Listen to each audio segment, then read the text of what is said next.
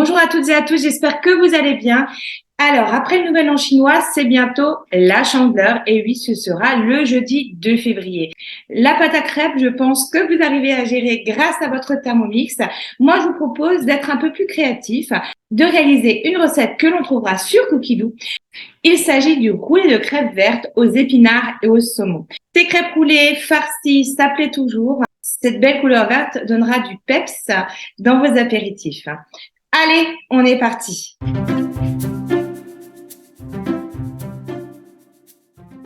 Je vais commencer par mettre dans mon bol 2 œufs. J'y rajoute 130 g de farine semi-complète, 200 g de lait, 80 g de feuilles d'épinards. Comment faire manger des légumes à vos enfants? Mettez-le dans les crêpes. Un petit bouquet de persil frais. J'y rajoute du sel, selon mes goûts, et du poivre.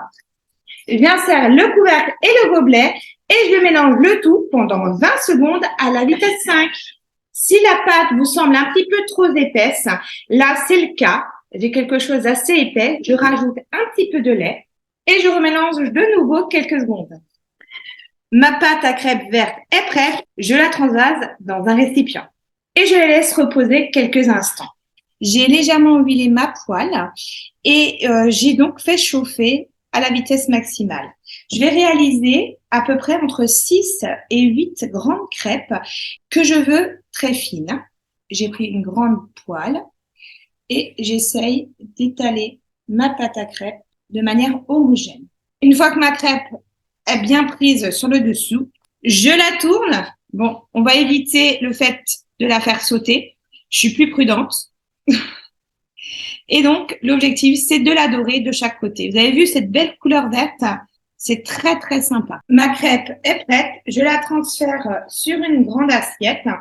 Et pour éviter que ma crêpe ne durcisse, je la laisse un petit peu refroidir, mais pas trop. Et je vais donc la recouvrir d'un film alimentaire. Et je poursuis mes crêpes jusque je n'ai plus de pâte. Avant de faire le montage de mes crêpes, je vais détendre un petit peu mon fromage nature qui va me permettre d'apporter un petit peu de peps à mon saumon fumé et à ma crêpe aux épinards. Là, dans mon bol, je vais le détendre en le fouettant et en rajoutant un petit peu de crème. Ce n'est pas dans la recette, mais c'est vraiment pour rajouter quelques épices, un petit peu de piquant à la recette. Donc, dans mon bol, je vais mettre 150 g de fromage donc frais, alors de type Saint-Maurey, Madame Louis ou Carré frais. Je vais y rajouter un petit peu d'aneth, quelque chose qui se marie bien avec le saumon fumé, un petit peu de piment d'Espelette, ou piment cayenne, à vous de choisir, et du poivre. Et je vais y rajouter entre 20 et 30 g de crème liquide. Et on va mélanger le tout pendant 20 secondes sur la vitesse 3. Les épices, variez-les. Vous pouvez mettre du curcuma, du curry. Vous pouvez également mettre des baies roses pour ajouter du croquant et ça va très bien avec le saumon. À vous de choisir les épices et de varier en fonction de vos envies. Ma garniture est prête. Nous allons maintenant rouler nos crêpes.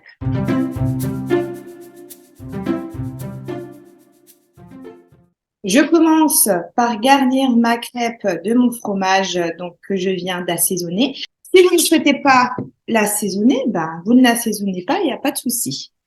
Je pense d'ailleurs qu'on aura besoin de refaire un peu de fromage. Je pense que vous pouvez largement doubler les quantités.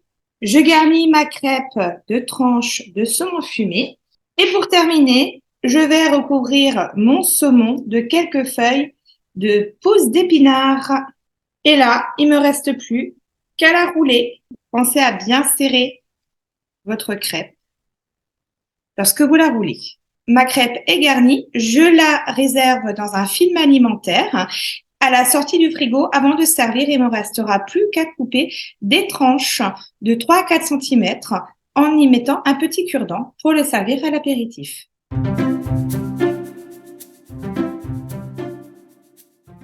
Et voilà le résultat. Donc ici, j'ai mes petites crêpes roulées et je les ai même mises sur un cure-dent pour le service donc en apéritif.